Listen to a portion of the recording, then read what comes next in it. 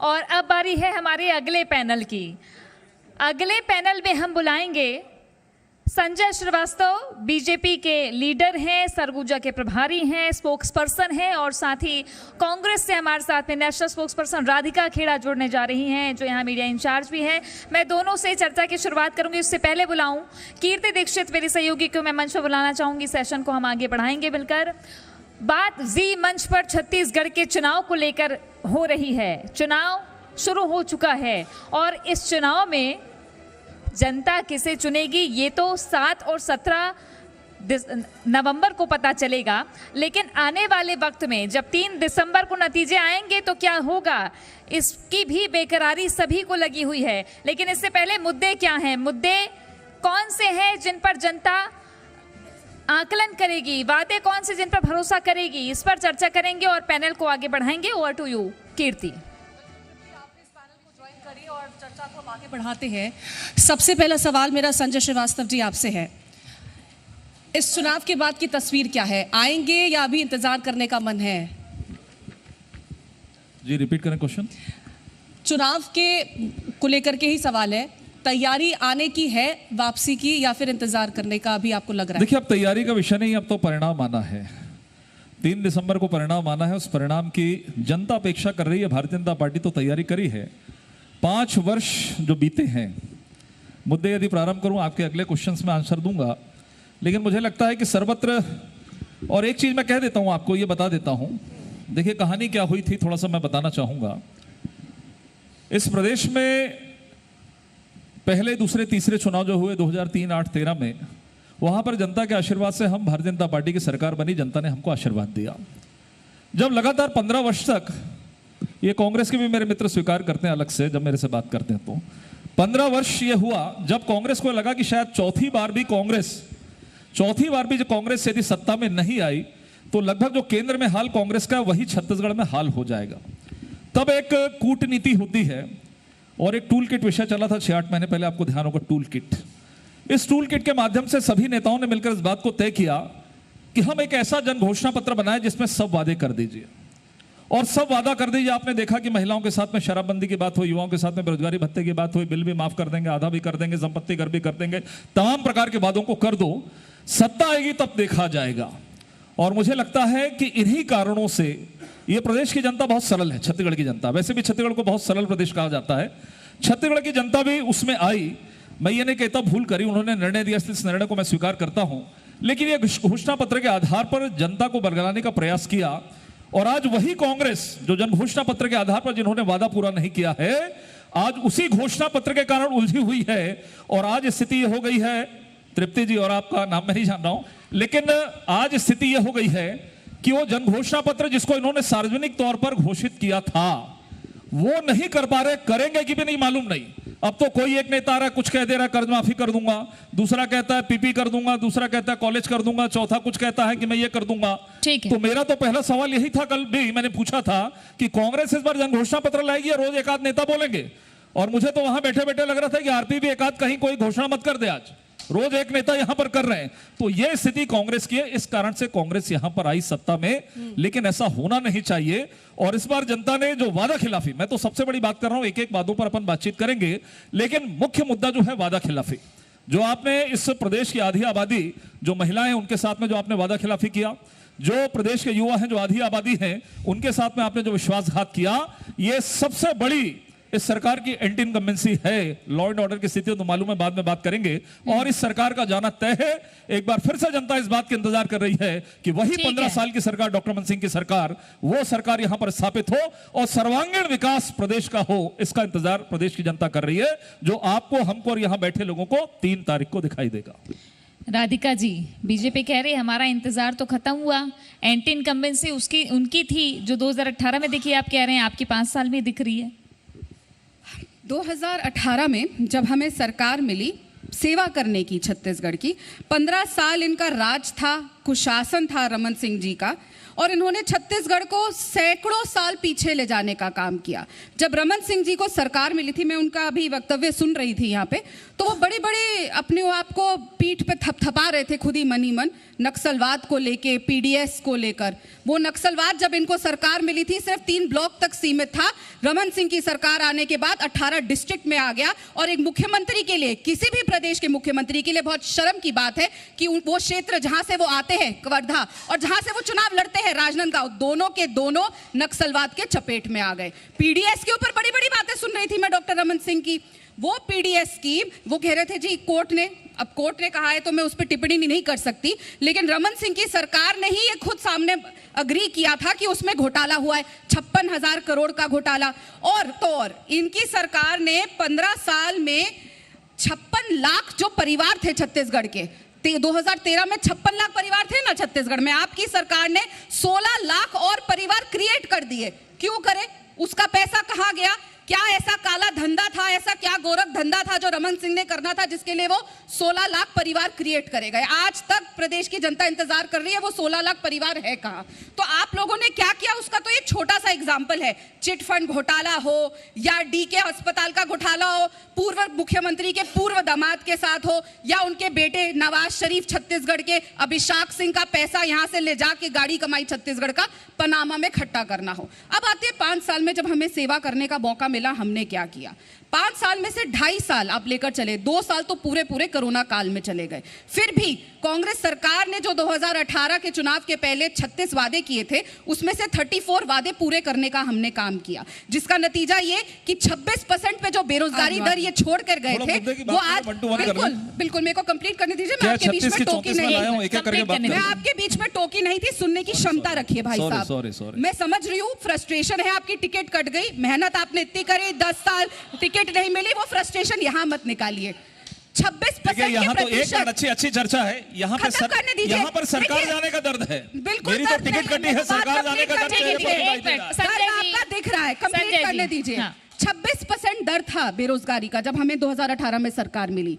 5 साल की हमने जब सेवा करी तो 0.5%, 0.55% पे हम बेरोजगारी दर ले आए, जो पूरे देश में सबसे कम है। जब हमें सरकार मिली तो इन्होंने 3,000 स्कूल बंद कर दिए थे, 400 से अधिक स्कूल बस्तर में बंद कर दिए थे।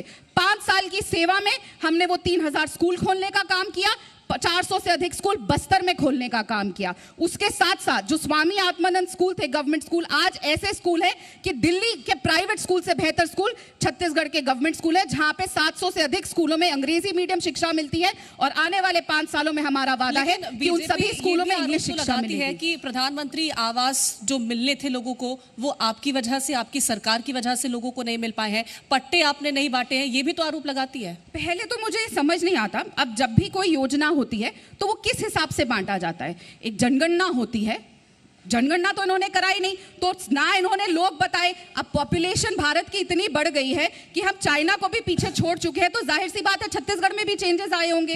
तो जनगणना इन्होंने कराई नहीं, किस हिसाब से ये कह रहे हैं कि वो 7 लाख के करीब लोगों को घर मिलना चाहिए। लेकिन हम मुख्यमंत्री आवास योजना लेकर आए हैं, जिसके तहत हम 17.5 लाख लोगों को घर देने का काम करेंगे, जो इन्होंने गिने तक नहीं। हमने अपना हेड काउंट करवाया, हमने देखा किन लोगों को जरूरत है, 17.5 लाख लोगों को यहाँ पे जरूरत है। और अगर इनको इतनी चिंता है तो अरे हमारे पैसे पे बैठे हुए क्यों है? 60,000 करोड़ पे मोदी सरकार बैठी हुई है, यहाँ आके लोगों को बरगलाने का काम कर देती है। मैं जानना चाहती हूँ आपके माध्यम से, एक सांसद, इनके कई सांसदों को इन्होंने विधानसभा के चुनाव में उतारा है, किसी एक सांसद ने अगर संसद में यह मुद्दा उठाया हो कि मोदी जी हम छत्तीसगढ़ के सांसद हैं, हमें छत्तीसगढ़ की जनता ने एक मौका दिया है, प्लीज हमारे प्रदेश का पैसा वापस कर दीजिए, पैसा दे दीजिए, सारे काम हो जाएंगे। संजय जी जवाब दीजिए। इसी पे आ जाओ। ठीक, देखिए ऐसा है, सबसे पहले मेरी टिकट कट गई, चिंता राधिका जी को है। आप समझ सकते हैं कि एक एक सीट पर इनका कितना ध्यान है, कितना डर भय है कि ये सीट पर यदि संजय श्रीवास्तव रहता है, कोई और रहता तो ये स्थिति इनकी है।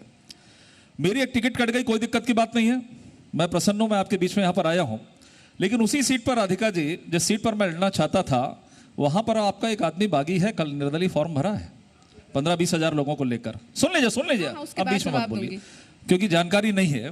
तो कम से कम ये अच्छा है ना कि मैं तो बैठ गया, एक सशक्त उम्मीदवार मैं बन सकता था, मैं बैठा, मैं नामांकन नहीं भरा। तो ये कांग्रेस की स्थिति है, ये भाजपा की स्थिति नहीं है। ये हमारे यहाँ होता है, ये आपके यहाँ नहीं होता है, पहली चीज। और किस तरीके से टिकट मिली है हमारे माननीय विधायक कुलदीप जुनेजा जी को, आखिरी में क्या हुआ क्या नहीं हुआ, इसके बारे में आप लोग बेहतर जानते हैं, मैं नहीं जानता कि आखिरी दिन टिकट हुई है, पहली चीज। बहुत सारी बातें आपने कही, तमाम प्रकार की बातें। मैं जिन मुद्दों पर आपने कहा उसकी बात कर रहे हैं, मैं टेक्निकल बात करूंगा, तकनीकी बात करूंगा, क्योंकि आप दिल्ली से हैं, आप मेरे से ज्यादा समझदार है, ज्यादा सक्षम है, आप राष्ट्रीय प्रवक्ता, मैं प्रदेश का प्रवक्ता हूं। लेकिन बातें यदि हम कर रहे हैं, कोई बात यदि हम दूसरे के लिए एक उंगली उठा रहे हैं, तो आपके ऊपर भी 4 उंगली उठ रही है। अभी इन्होंने कहा पीएम आवास पे तो ये बदनाम हो चुके हैं, ऐसा आंदोलन हुआ कि हालत खराब है सरकार की। देश के अंदर में इनके यहां भी सरकारों में चल रहा है, राजस्थान से लेकर अन्य कांग्रेस की सरकार में। उसके बाद यहां अलग नियम ला रही हैं। वो 16 लाख आवास जो चिन्हित है, जो राष्ट्रीय योजना बनी है, उसमें अलग से ये कार्यक्रम बनाएंगे, अलग से गिनती कराएंगे और अलग से ये करेंगे, और उस जनगणना में केवल कांग्रेसियों का नाम होगा, इसलिए प्रधानमंत्री आवास योजना को ये देना नहीं चाहते। मकान तो देंगे, रुकिए तो पूरी बात अभी इनकी सुनी, मेरी मकान तो देंगे कह रहे हैं, आपका मुद्दा वही था, मकान देंगे, प्रधानमंत्री का नाम होना जरूरी। हाँ देंगे ना, प्रधानमंत्री है, नरेंद्र मोदी के नाम से नहीं है प्रधानमंत्री, चाहे वो मनमोहन सिंह हो, राजीव गांधी हो, इंदिरा जी हो, नहीं तो नरेंद्र मोदी जी कहते हैं नरेंद्र मोदी आवास योजना। देखिए ये इस मामले में तो ये कांग्रेस कहीं पड़ेंगे नहीं, लेकिन मैं मुद्दे पे आ रहा था। दूसरा, इन्होंने एक बड़ा तकनीकी बात किया, छत्तीसगढ़ के लोगों को बेवकूफ समझते लोग आके, इन्होंने कहा भैया कैसे कर दिया आपने 16 लाख और ये लाख आरक्षण, और आपको इसके लिए आपको जनगणना करानी थी। जनगणना करानी थी, बिल्कुल ठीक कह रही है। और महिला जब आरक्षण हुआ तो आपका क्या सवाल था? जब हमने कहा कि जनगणना होनी है और परिसीमन होना है, उसके बाद महिला आरक्षण है, तब आपने कहा इसकी जरूरत क्या है, आज लागू करिए।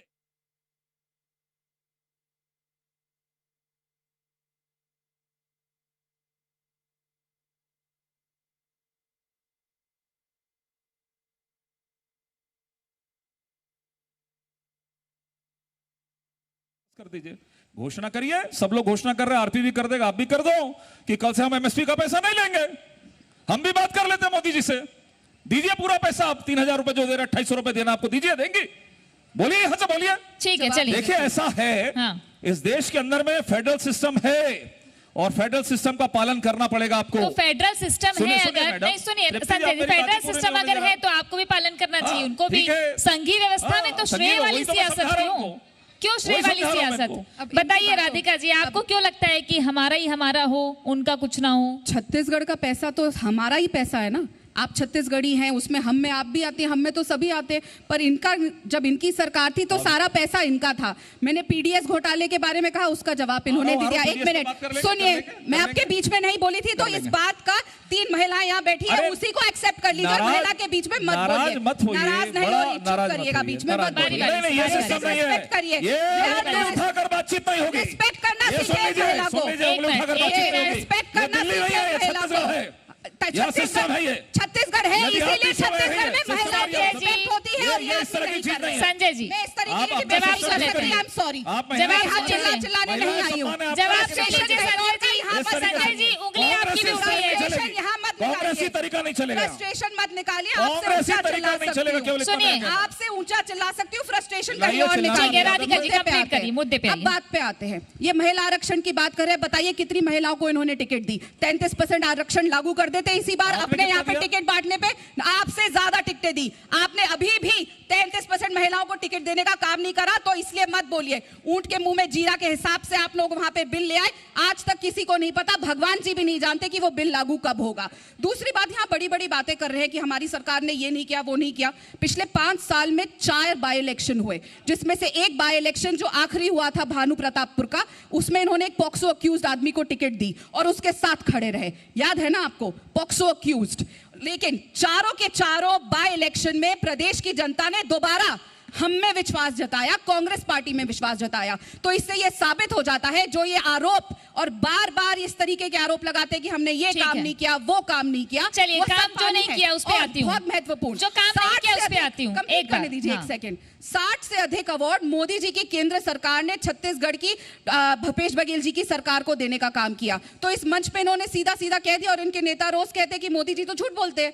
हम भी कहते हैं, आज इन्होंने भी मान लिया कि अभी हम सबने आधी आबादी की बात की राधिका जी, और आधी आबादी को ध्यान में रखते हुए 2018 में आप ही ने शराबबंदी का वादा किया था, है ना? वो तो हुआ नहीं जी। अब बहुत प्रैक्टिकल बात मैं आपको बताती हूँ, और ये बात कई बार प्रदेश के मुखिया भूपेश बघेल जी बता चुके हैं। कोरोना काल जब हुआ, किसी ने ऐसा सोचा नहीं था पूरे विश्व में ऐसी महामारी आएगी।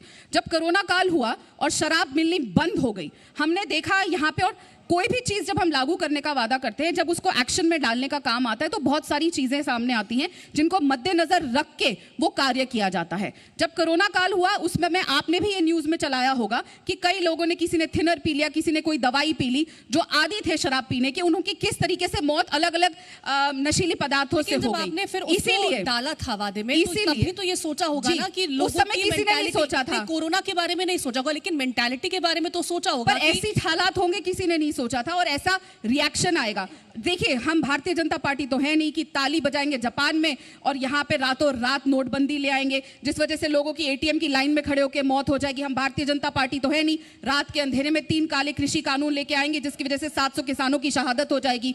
हम एक डेमोक्रेटिक पार्टी है, जो छत्तीसगढ़ की जनता चाहती है उस हिसाब से काम करेंगे। अगर वो चाहते हैं शराबबंदी, तो हम उससे एक कदम आगे जाएंगे, हम पूर्ण नशाबंदी की ओर जाएंगे। तो ये जो हमारे सामने प्रॉब्लम्स आई, उनको मद्देनजर रखते हुए कैसे समाज से इस विष को बाहर निकालना है, क्योंकि किसी तरीके का नशा समाज के लिए अच्छा नहीं है। तो कैसे पूर्ण तरीके से नशाबंदी हो ताकि कोई भी एकदम से अस्पताल ना पहुंच जाए, मौतें ना हो जाए, किसी को नुकसान ना हो। और हम प्रतिबद्ध हैं। संजय श्रीवास्तव जी, कांग्रेस ने कई सारी घोषणाएं करी है, एजुकेशन को लेकर के है, केजी से लेकर के पीजी तक मुफ्त एजुकेशन देंगे, 200 यूनिट तक बिजली माफ होगी। अभी आपकी तरफ से ऐसी कोई घोषणाएं सामने नहीं आई है, फिर क्या मुद्दे लेकर के जनता के बीच जाएंगे? आपने बोला कि चुनाव तो बस अब तैयारी वैयारी सब हो चुकी है, अब तो रिजल्ट की देरी है, तो फिर कैसे चलेगा?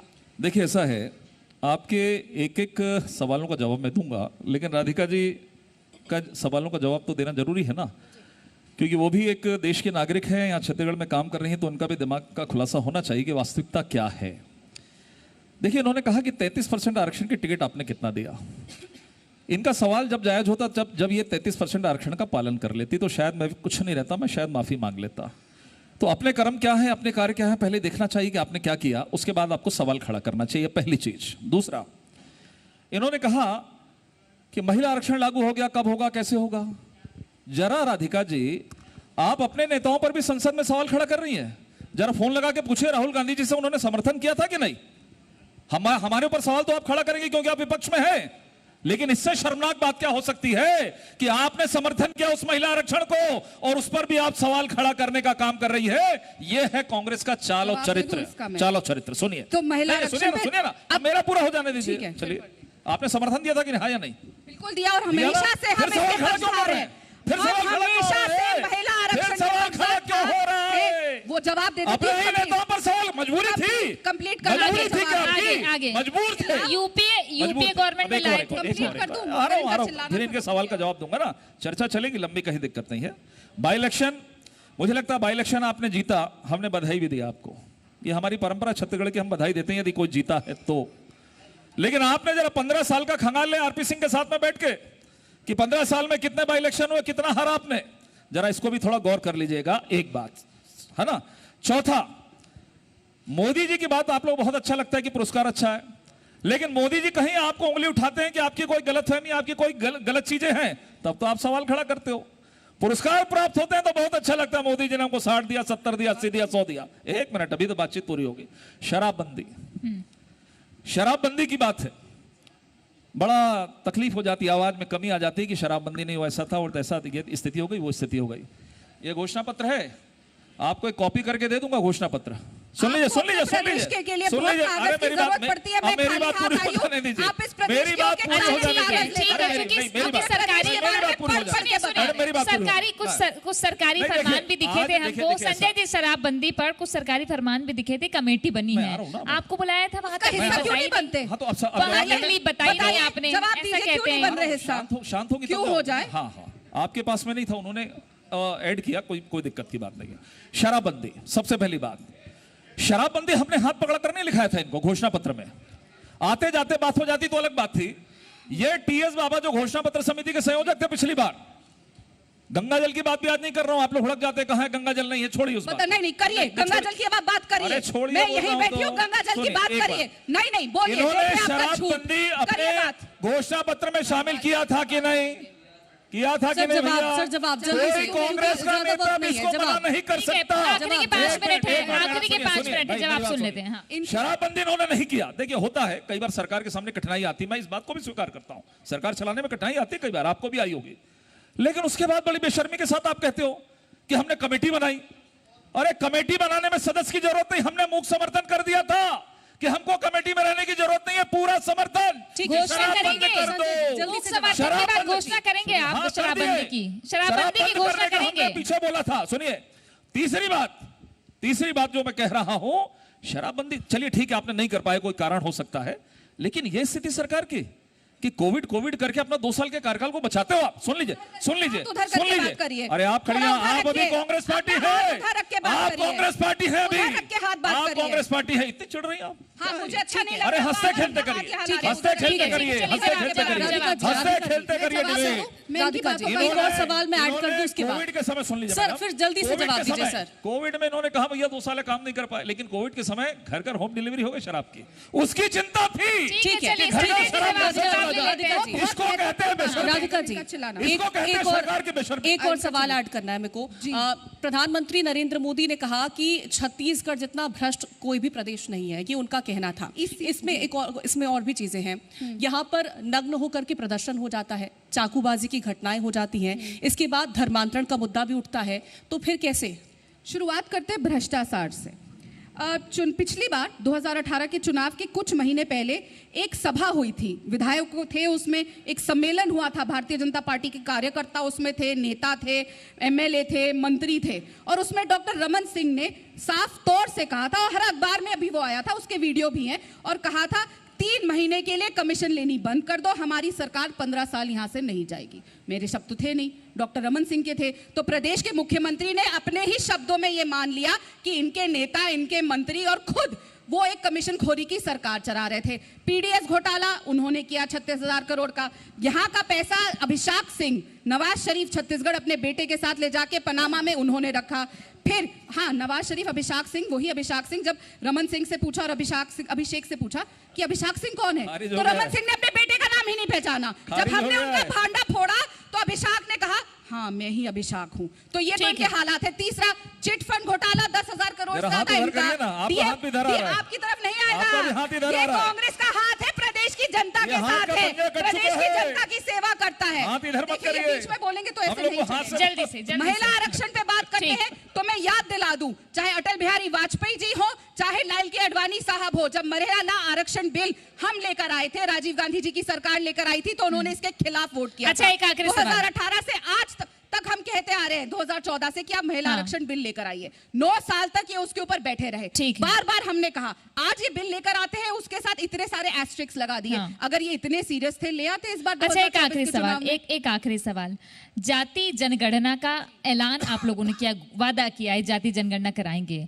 मुझे याद पड़ता है कि छत्तीसगढ़ में आप लोगों ने जो आरक्षण लागू करने के लिए जो प्रोसेस अपनाया, क्वांटिफिएबल डाटा, ऐसा क्या राज है? खोलते ही नहीं है कहीं, न राजभवन देते हैं, न विधानसभा दिखाते हैं। जातीय जनगणना क्यों जरूरी है? इसलिए जिसकी जितनी आबादी उतना हक उसको मिलना चाहिए। लेकिन प्रधानमंत्री मोदी जी का एक ही स्लोगन है, सारा हक, सारी रबड़ी, सारी जलेबी एक ही आदमी को देनी, वो है अडानी। उनको और किसी से मतलब नहीं, उनके लिए एक ही जाति, एक ही आदमी, एक ही धर्म, वो है मिस्टर अडानी। सब जल्दी कुछ से उनको जवाब। देना है। आप बोलते नहीं है देश की कुछ, जनता को मिलना जब चाहिए। अडानी की बात आती है आप कुछ देखिए, बोलते ऐसा नहीं। नहीं, क्यों संजय नहीं कहूंगा, अडानी फोबिया इनको है। मैं तो केवल एक प्रश्न कर रहा हूं, अडानी से इनको इतनी दिक्कत है तो पर्दे के पीछे एनओसी और 11,000 करोड़ का ठेका कौन दिया है?